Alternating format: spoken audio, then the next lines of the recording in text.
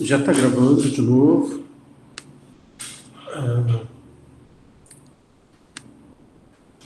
Bom, então eu tô tentando mostrar que há uma continuidade, mas ao mesmo tempo também há uma modificação, né, do trabalho do Nelson que se torna perceptível nessa passagem entre um livro e o outro, tá? É, então, existe uma elementos do primeiro livro, né, no texto do Rodrigo Naves, né, que é muito bem marcado, essa questão da suspensão do sentido dos trabalhos, o adiamento da significação, né, o que esses trabalhos significam, né, essa, essa tensão entre uma dimensão visível e uma outra invisível do trabalho, né, a referência, que é uma referência cosmográfica, cosmológica, né, aos reinos, né, é a referência que também está dentro disso, que é a referência às partes do corpo humano, né? E já tem dentro desse livro a presença de duas formações vegetais específicas que se tornarão extremamente importantes na obra do Nelson, na construção de uma espécie de gramática dessa obra, que são o cactus e a e, e as dormideiras. Embora nesses primeiros trabalhos, que são o Mesas, onde aparecem as dormideiras, né, e o cactus, eles apareçam separados, né? Mas a partir de um certo número de trabalhos mais para frente, eles vão começar a aparecer juntos, né? Por exemplo, no próprio trabalho que ele apresentou na última Bienal, o Esquizofrenia da Forma do Êxtase, né? Mas em outros trabalhos também, né? Uma coisa que eu só pensei nisso, revendo, né? É que, de algum modo, as mesas, né? Elas têm alguma coisa das lajes, né? Porque,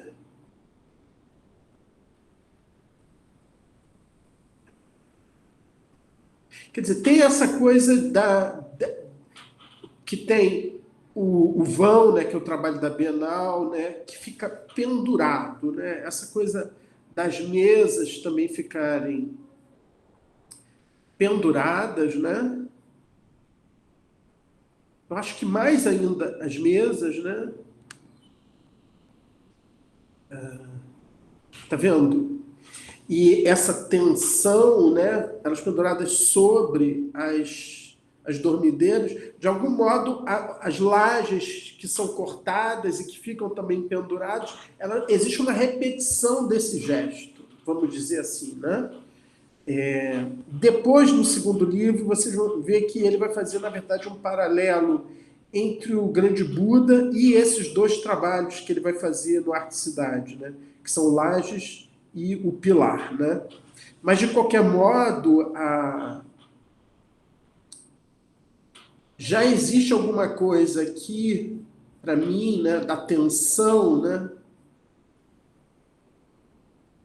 A gente pode pensar, tá vendo, essa essa mesa de granito pesadíssima, pendurada, né, sobre essas dormideiras, né, tem alguma coisa desse gesto, né, na, nas lajes penduradas, né?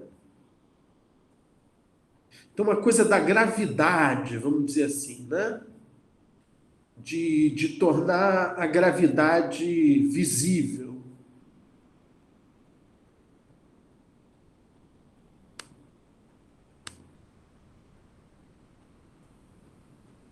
Assim como essa obra que Vão, né? Que também é uma peça pesadíssima, né? Pesadíssima, né?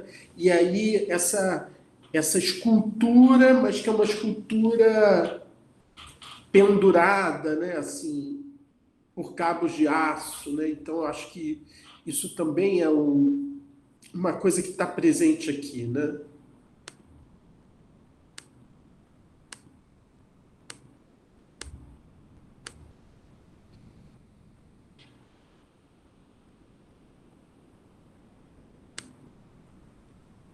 E eu acho que o Lages, esse trabalho, né? Ele tem essa característica, né? Tá vendo? Desse, desses trabalhos do Nelson que a partir do momento vai envolver uma maquinaria enorme, né? Assim, são trabalhos que envolvem equipes de vários homens, várias máquinas, né? Assim, que envolvem engenheiros, né? Assim, como também determinados trabalhos que ele faz que envolvem astrônomos, né? Assim, eu acho que é alguma coisa que já se mostra aqui, né?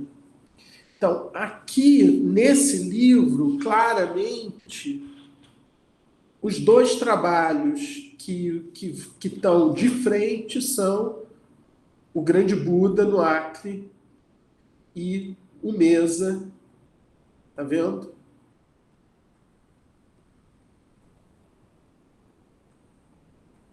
Aqui esse desenho do Mesa, tá vendo? 250, em 250 a 300 anos, o peso some, né? E a escultura é deformada, tá vendo?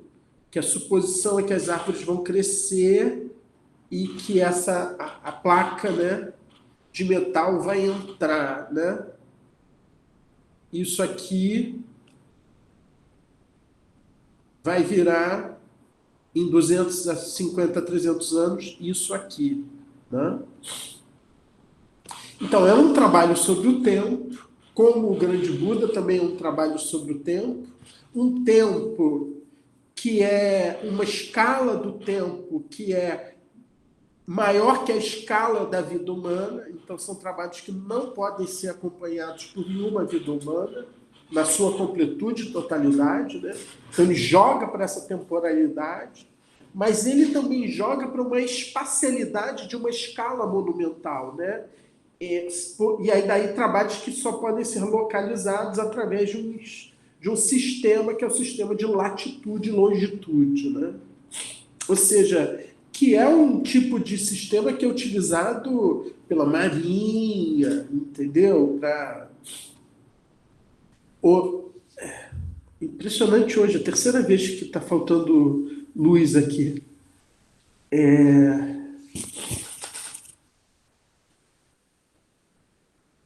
Então, assim, esses dois trabalhos, eles aparecem, são os trabalhos que aparecem, são trabalhos que são a abertura logo do livro, né? Mas vocês veem que eles ainda não aparecem como constituintes de um trabalho maior, que é o Cruz da América. O Cruz da América ainda não aparece aqui.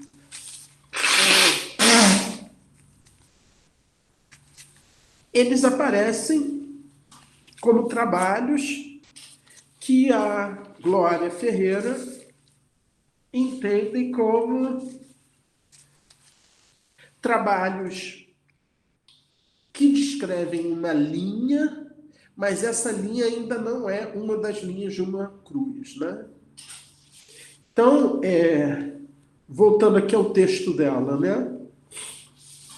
Dois grandes trabalhos de Nelson Félix, né? Esse grande aí tem o sentido de tamanho mesmo, né? Dois grandes trabalhos de Nelson Félix se demarcam hoje uma linha imaginária entre o norte e o sul do Brasil. O Grande Buda, no encontro da longitude 10 e da latitude 69, no Acre. E Mesa, em Uruguaiana, no Rio Grande do Sul, no encontro da longitude 30 com a estrada mais próxima à fronteira. Esses trabalhos pontuam espaços, né? Então, pontuar mesmo é o seguinte: existe esse espaço, e aí com esse trabalho eu marco um ponto, e depois eu marco um outro ponto e estabeleço uma linha imaginária. É exatamente esse procedimento, é com esse procedimento que o Nelson vai fazer todos os outros trabalhos que ele inclui no Berceuse, né? Ou seja, que através da demarcação de pontos eu construo linhas, né? Esses trabalhos pontuam espaços e supõem processos em dimensões temporais de centenas de anos. Então, isso é uma coisa importante, né? O Cruz na América, ele é um trabalho sobre o espaço e sobre o tempo, né? E sobre a diversidade de paisagens, né? Quando você pensa o Cruz da América como um todo. Embora isso ainda não esteja aparecendo aqui, né? Então, supõe processo em dimensões temporais de centenas de anos, aos quais nós, seus contemporâneos, não teremos acesso. Grande Buda e Mesa dialogam com a expansão do espaço artístico conquistado a partir dos anos 60, particularmente com a land art. Então, isso que ela está chamando de expansão do espaço artístico, um espaço que ultrapassa esse espaço estético, que é o espaço expositivo, que é o espaço interior dos espaços destinados à arte, né?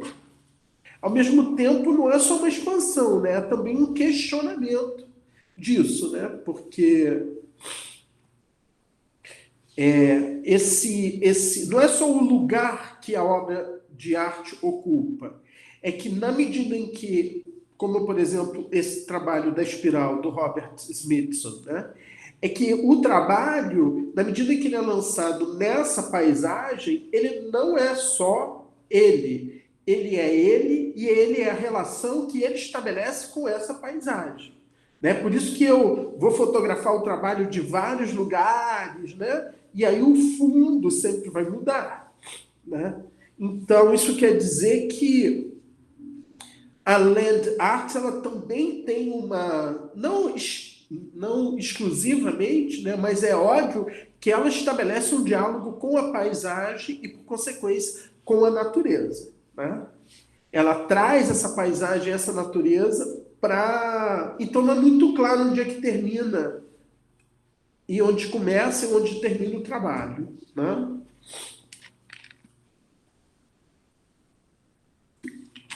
Então ela fala aqui de uma crise, né? Nesse processo, a crise do objeto enquanto universo fechado, né? No caso da lei de arte seria um universo aberto, né? E a consequente expansão do conceito de obra de arte levaram à absorção pela obra do seu contexto mais ampliado. Então, acho que isso também tem a ver com as discussões que a gente teve aqui sobre o que é escultura no Nelson Félix, né? Então, quando ela fala de expansão do conceito de obra de arte, eu falei lá de expansão do conceito de escultura, né?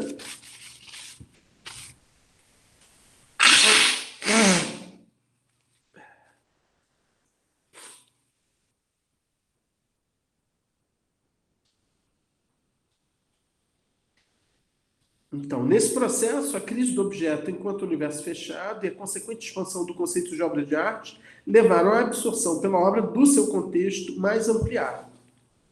A prática perceptiva, baseada em uma ideação instantânea do objeto, dá lugar, então, a uma exploração ativa de um espaço-tempo real na duração. Tornam-se imprecisos os limites do lugar e da obra, esta revelando-se apenas de maneira fragmentada.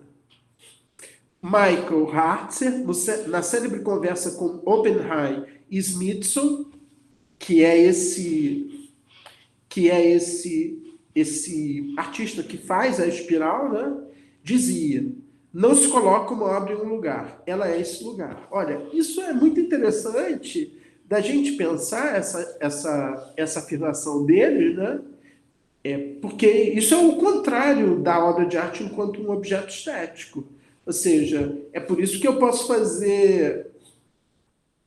É por isso que eu posso fazer, como se diz, eu posso pegar uma exposição e colocar ela para viajar pelo mundo, né? Então eu vou assistir uma exposição sobre Matisse lá no CCBB. Eu posso ir em São Paulo, eu posso ir, né? A ideia é que esse objeto ele é autônomo e é o mesmo objeto independente do lugar onde ele aparece, né? A ideia desses caras, né, falando na Land Art, é o oposto disso. Eles dizem, não se coloca uma obra em um lugar, ela é esse lugar. Olha, é interessante a gente ler isso a partir da ideia do que o Heidegger diz no texto célebre dele sobre arte, né, que é a origem da obra de arte. Né? Então, quando ele vai trabalhar essa ideia de que a obra de arte não representa nada, o que é o objeto, o que é a obra de arte por excelência, a partir da qual ele vai construir toda a ideia dele do que é a obra de arte? Vai ser o templo grego, né? E aí o templo grego, para ele, né, ele tem muito a ver com isso que eles dizem aqui, né? Não se coloca uma obra em um lugar, ela é esse lugar. Então, a análise que o Heidegger faz do templo grego é que o templo grego ele só pode ser entendido a partir dessa totalidade que se abre em torno dele. Né? Isso eu acho que é muito próximo, vamos dizer assim. Né? O Goethe, na viagem dele à Itália, nos escritos dele, da viagem dele à Itália, ele diz alguma coisa semelhante, né? Quando ele diz que as obras por excelência do mundo antigo são o templo, o teatro e o aqueduto. Né? Tem um aqueduto na Itália que ele visita e é onde a partir dali que fica numa cidade medieval da Itália, que é até o nome desse restaurante, essa cadeia de restaurante de comida italiana, como é o nome disso? Você vai lá e faz o seu prato. Spoleto. Então, Spoleto, exatamente. Spoleto é o nome de uma cidade belíssima na Itália medieval, e aí existe um aqueduto de Spoleto. E é um aqueduto belíssimo, medieval, e o Goethe, ele visitou esse aqueduto e aí, a partir da visita que ele faz a esse aqueduto, que ele constrói todas essas considerações sobre esses três tipos de obras de arte, né? O templo, o teatro e o aqueduto, que ele vai dizer que o templo, o teatro e o aqueduto, eles parecem que brotam da própria terra, né? Como se fossem obras de arte, que não fossem uma descontinuidade com a terra, mas que surgissem numa continuidade com a própria terra, né? Então, eu acho que a land art ela tem alguma coisa disso, né? E aí, assim, como a Glória Ferreira ela está analisando o trabalho do Nelson, sobretudo a partir desses dois trabalhos, né? O Grande Buda e o Mesa, é inevitável que ela privilegie esse tipo de questão, né? Então, ela diz, não se tratava assim de ocupar o espaço, mas polarizá-lo através da dimensão temporal. Se para esses artistas tratava-se de agir no espaço real, redefinindo o próprio conceito de espaço, trabalhos atuais como os de Nelson Félix escrevem-se na possibilidade de toda e qualquer parte do globo terrestre ser passível de intervenção artística. Então, ela de certo modo, está aqui antecipando uma coisa que o Nelson, de fato, fará. Ele fará intervenções artísticas em várias partes do globo terrestre. Né? Essas são apenas as duas primeiras, né, de um grande desenho, né, que eu chamei inspirado no título de um trabalho dele, né? Que é esse desenho no mundo, né? Da Islândia à Patagônia, e isso é incrível, né? Porque são, por exemplo, dois lugares onde ele irá, no futuro, né? Fazer trabalhos, né? Tanto na Islândia quanto na Patagônia. Da Islândia à Patagônia, são múltiplos os projetos, na maioria institucionais, como o Projeto Fronteira, no qual se inscreve a mesa, que foi realizado em 2000, ou seja, no mesmo ano que foi realizado o Grande Buda lá na Amazônia, né? No Acre.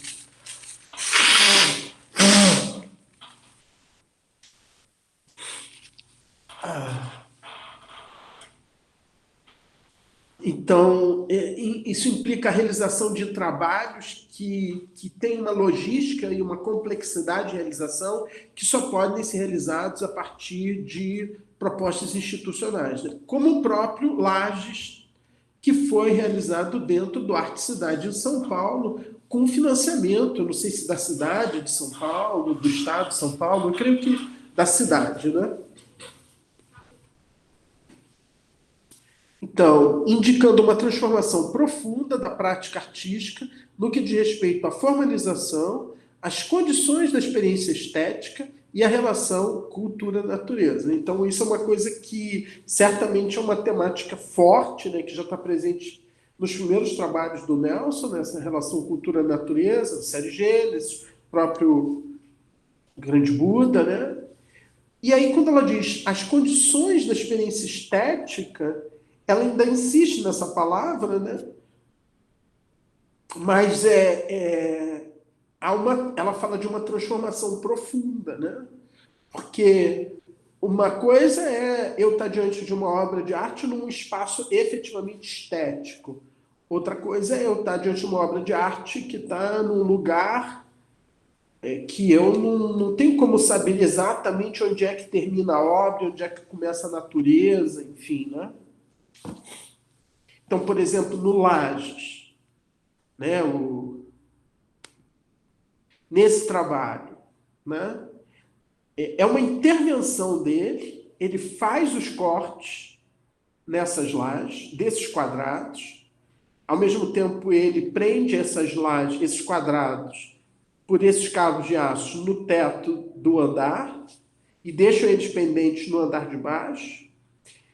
Ele faz essa intervenção. Agora, onde é que começa e onde é que termina a obra de arte? Quer dizer, com essa intervenção, ele transforma todo o prédio na obra de arte. Do mesmo modo como, quando ele instala o Grande Buda na floresta amazônica, ele transforma toda a floresta no trabalho dele, como alguma coisa que pertence ao trabalho, né? Assim como lá no Mesa, ele transforma toda a paisagem do Pampa em alguma coisa que pertence ao trabalho, né? Então, mesmo esse trabalho e o Grande Buda, que são um trabalho na natureza, um outro um trabalho na cidade, um trabalho urbano, eles podem ser considerados ambos land art, né? Porque eles trazem a paisagem, no caso aqui uma paisagem urbana, né?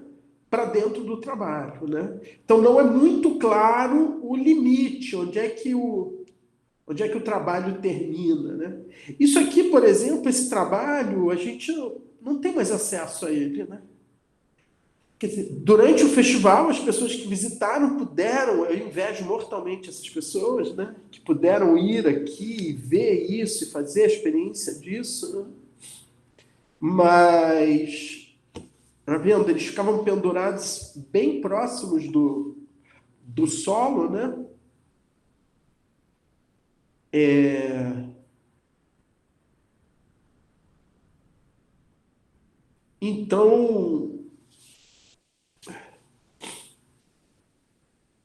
Então, há algo de semelhante entre o Lages e o Grande Buda, né? Ele até vai chamar atenção para isso no desenho que está aqui no segundo livro que eu vou mostrar para vocês, né?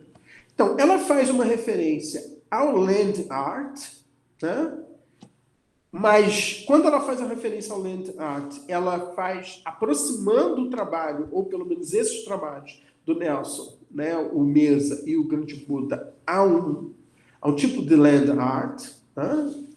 Embora o trabalho do Nelson envolva muito mais aspectos, né? Então, eles não são apenas um trabalho de land art, né? Eles são trabalhos que, né, o Mesa e o Grande Buda, que tem uma questão do tempo, que tem a questão do encontro entre os materiais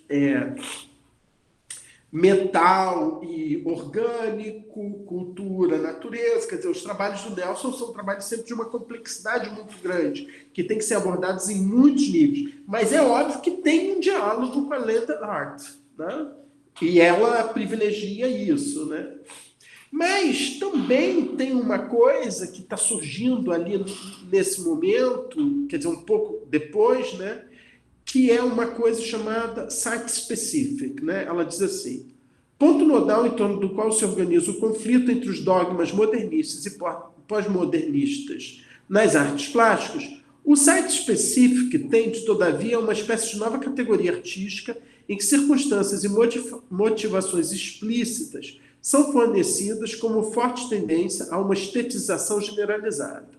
O que é o site específico? O site específico, né, literalmente sítio específico, lugar específico, é uma coisa que começa a surgir num determinado momento e se torna muito preponderante, ao ponto de produzir um certo incômodo no Nelson, né? Ele fala muito desse incômodo, né? Que a partir de um determinado momento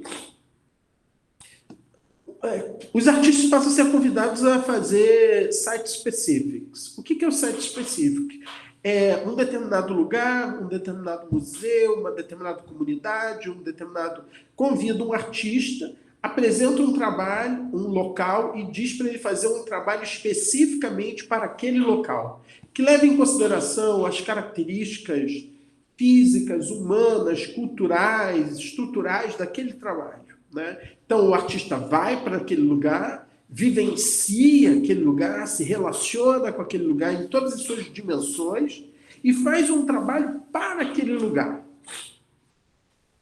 E isso se torna uma coisa muito preponderante. Então, praticamente, os artistas, todo mundo passa a ser convidado por alguma instituição, não sei o quê, para fazer um site específico. E aí isso tem uma hora que isso começa a se tornar preponderante. E o Nelson ele começa a ficar um pouco irritado com isso. Aí ela toca nesse ponto do site específico. Ela diz, como diz Kate Linker, adquire por vezes um aspecto terapêutico de humanizar o inumano criado pelo homem, o artista tornando-se membro do time e assim parte dos planos urbanísticos e econômicos. Localizados a partir de escolhas pré-determinadas de paralelos, definidos segundo relações simbólicas e espirituais, Grande Buda e Mesa não configuram sites específicos, né? Então, isso é muito importante. Por que esses trabalhos, embora eles tenham uma relação com a land art, por que eles não têm uma relação com o site específico? Porque o Nelson...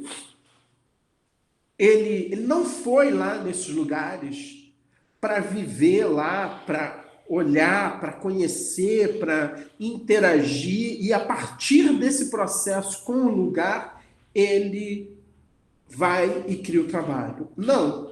Ele nunca esteve nesse lugar. Quando ele já vai para instalar esse lugar. Ele instala nesse lugar porque é alguma coisa que é definido segundo a coordenada. É definido segundo a latitude e longitude. Então, é quase como se fosse um anti-site específico, né? Uma coisa totalmente contrária ao site específico, né? Então, ela vai dizer... Por isso que ela vai dizer que Grande Buda e Mesa não configuram sites específicos. Embora os espaços de sua localização não sejam meros receptáculos, mas constitutivos dos trabalhos,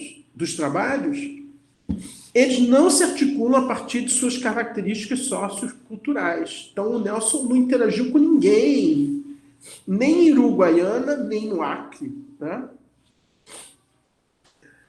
Não participam, assim, do que Ralph Foster caracteriza como paradigma do artista enquanto etnógrafo.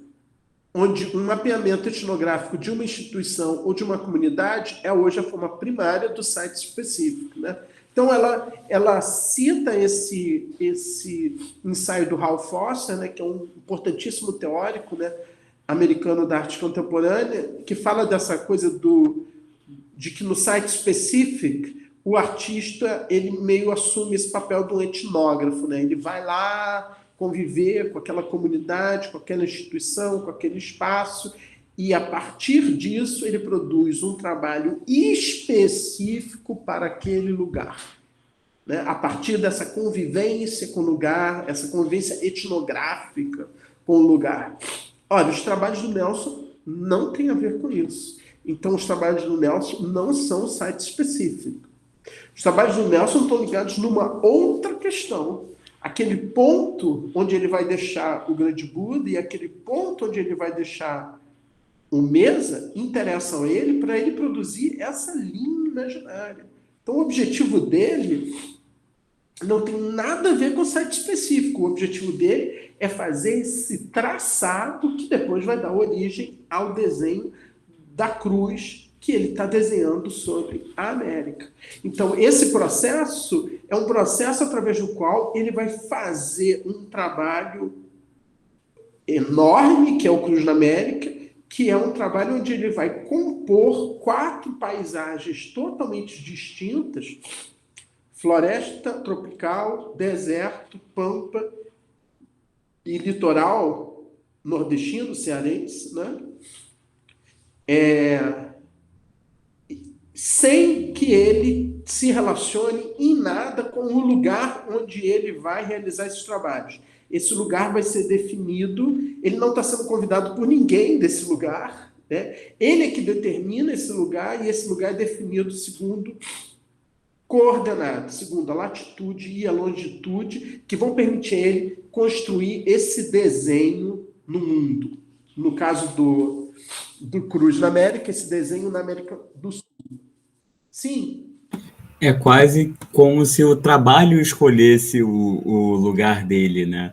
É por uma necessidade intrínseca ao trabalho desse desenho, né? Cosmológico, cosmográfico, que o lugar é definido, né? Eu acho isso legal. Ou não faz o menor sentido?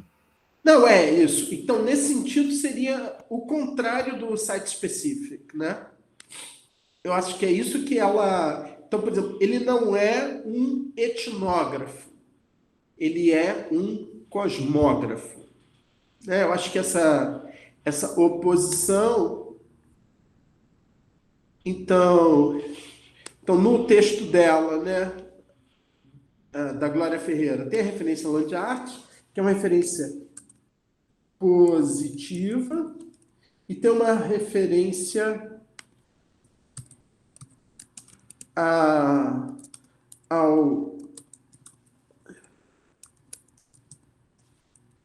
site specific, que é uma referência negativa, né? Os trabalhos do Nelson, eles têm um parentesco com a Land Art, algum parentesco, mas eles não têm parentesco com o site específico. No site específico,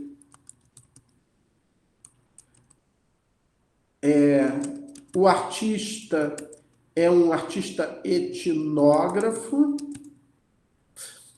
Nos trabalhos do Nelson, o artista é não um etnógrafo, mas um cosmógrafo, né? Ele não faz uma etnografia, ele faz uma cosmografia, né? Ele está ignorando essa dimensão sociocultural do lugar em que ele vai fazer os trabalhos. O que interessa a ele é meramente a paisagem, né? Então, nesse sentido, ele é muito mais aparentado a land art, né? Porque land aí, né, tem esse sentido de terra, mas um sentido de terra mais próximo da ideia de paisagem, né? Então, sim, ignorando, né, esse lugar, né? Então ela vai dizer, o sistema de organização do trabalho do Nelson provém de fora do trabalho. O espaço real de suas localizações é dado de forma abstrata pelo sistema de coordenadas de latitude e longitude. Utilizado na feitura... Então, por exemplo, as bolas, as esferas de mármore com pinos de metal que ele vai lançar lá no litoral, não tem nada a ver nele mesmo com aquela paisagem. Tem a ver com o quê? Tem a ver com o efeito que o sal vai produzir nos metais, fazendo com que esses pinos, depois de um período de muitos anos, explodam o mármore. Então, semelhante ao que a árvore vai fazer no Grande Buda e na mesa, no caso do Grande Buda, com as garras, e no caso da mesa, com as placas de metal. Né? Então, ele precisa que esse trabalho seja no mar, para que esses pinos, né, depois de centenas e centenas de anos, vai ter uma hora que eles vão quebrar o mármore por dentro. Né? Então, é isso que é a razão. Então, uma razão que continua dentro dessa poética, que é a poética do Nelson. Né? É claro que isso traz também a paisagem. Né? Por quê? Porque o Cruz na América ele é um diálogo entre essas quatro paisagens. Mas esse trabalho específico que essa esfera que ele abandona no litoral, ele tem a ver com uma coisa química, né? Que é o efeito do sal, da maresia, enfim, né? Sobre esses metais que estão no interior dessa esfera de mármore. Né? Então, e ao mesmo tempo, esse lugar, então, são várias, é uma sobredeterminação, né? Para utilizar o conceito freudiano, né? É uma sobredeterminação, né? Ou seja, são muitos níveis que o trabalho tem, né? Isso que é a riqueza do trabalho do Nelson, né? Ao mesmo tempo, esse ponto ele é definido para poder fazer essa figura da cruz na América, né? Ou seja, esse desenho define tudo, né? Então, o espaço real de suas localizações é dado de forma abstrata pelo sistema de coordenadas de latitude e longitude, utilizado na feitura de mapas desde o século II e decisivos nas grandes viagens em mar aberto. Esse sistema estabelece uma grade por meio das quais posições exatas podem ser determinadas e descritas em referência ao primeiro meridiano, o meridiano de Greenwich, né, que passa sobre a Inglaterra, né, e o Equador. Hoje, movimentos de milhares e milhares de galáxias são descritas em mapas do universo em 3 dimensões e, a partir dos sinais de satélite, uma espécie de relógio do espaço, o GPS, isso é uma coisa que estava surgindo naquele momento, né? Global Positioning System, utilizado pelo artista, indica localizações precisas na Terra, né? Então, você percebe que o próprio planeta, né? Eu tenho essa malha por sobre a superfície do planeta, o próprio planeta se torna esse objeto de trabalho, onde ele vai construir esses desenhos na superfície dessa esfera, né? As relações entre medidas e orientações, como dispositivos operatórios, transgridem a percepção direta e supõem uma dimensão de ordem mais mental. Ou seja, quando eu vejo... Eu não tenho como ver o Cruz da América, né? Eu tenho como ir lá em Uruguaiana, ver a mesa, mas para eu pensar que aquilo é parte da Cruz da América, eu tenho que construir isso mentalmente, né?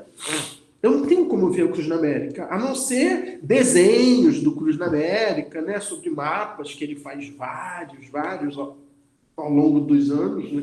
Por o último livro, Mercedes, ele fez vários também, né? Então, supõe uma dimensão de ordem mais mental, é um referencial que pertence ao mundo, função do espaço externo, público. Os trabalhos não expressam, assim, conteúdos de um espaço psicológico particular, nem implicam uma relação de formalização com o contexto. Evocam o mundo em sua totalidade. Aí, quando ela diz isso, né, o mundo em sua totalidade, bom, aí é o cosmos, né? Então, o cosmos está pressuposto na realização do trabalho. Quer dizer, essa tese que eu estou tentando defender, embora ela não utilize essa nomenclatura, né, que eu estou utilizando, né, que é essa de cosmografia, né, ela está falando disso, né? Evocam o mundo em sua totalidade, né? Então, as questões conceituais subjacentes à referência dos signos convencionais de orientação espacial, medidas e padrões presentes na arte contemporânea sublinham a importância da escala como dimensão da experiência na relação que a estabelece entre espaço, tempo e natureza, né? Então, é muito a física de Aristóteles, vamos dizer assim, né? Ou um tratado do Newton, né? É isso, é espaço, tempo e natureza. Se você for pegar os princípios da matemática do Newton, as primeiras definições, é basicamente isso. É a própria natureza, os princípios matemáticos da natureza, e aí a primeira coisa que ele vai definir é espaço e tempo, né? Como um dado recorrente na poética de Nelson Félix, por intermédio da utilização do arbitrário desses sistemas, opera-se uma espécie de relação entre a matéria, que se torna abstrata, e os signos abstratos que se materializam como tensões entre cultura e natureza. Então, isso é uma coisa que ela pega, mas que no primeiro livro, no texto, né, no que ele fala, no primeiro livro e no texto do próprio Rodrigo já está dado, né? Essa tensão entre cultura e natureza, né? Agora, essa questão da matéria se tornar abstrata, isso que eu acho que eu não sei se, né, porque eu acho que a matéria para o Nelson ela nunca é abstrata, né? Ela é sempre um conteúdo, né, que agrega um significado, que agrega uma informação. Eu não sei por que ela diz isso aqui, né?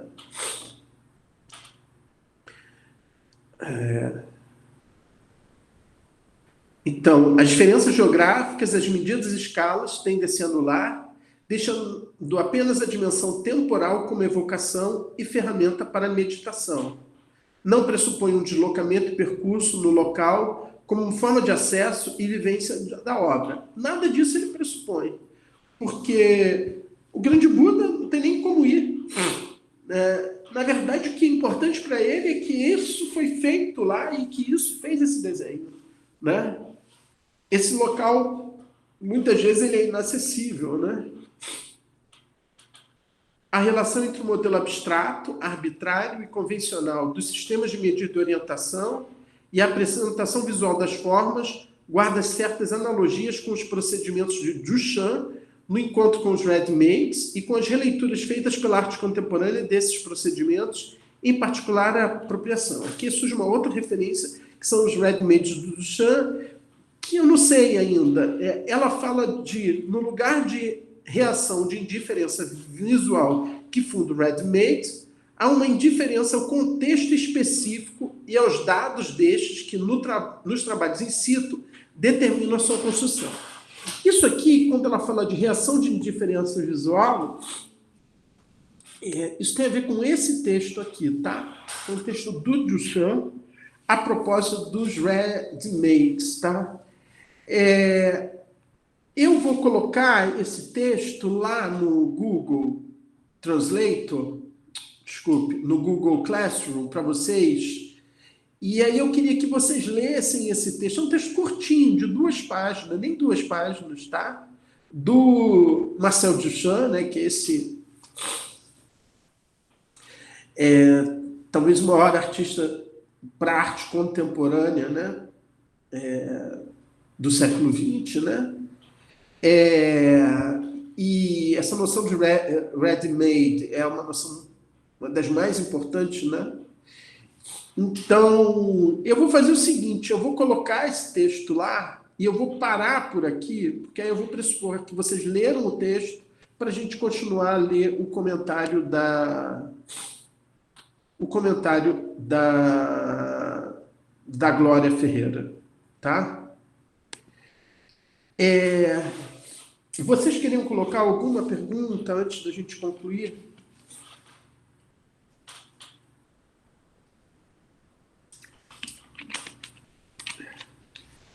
Se vocês não tiverem questões, eu vou concluir por aqui mesmo. Hoje está difícil dessa aula, nossa.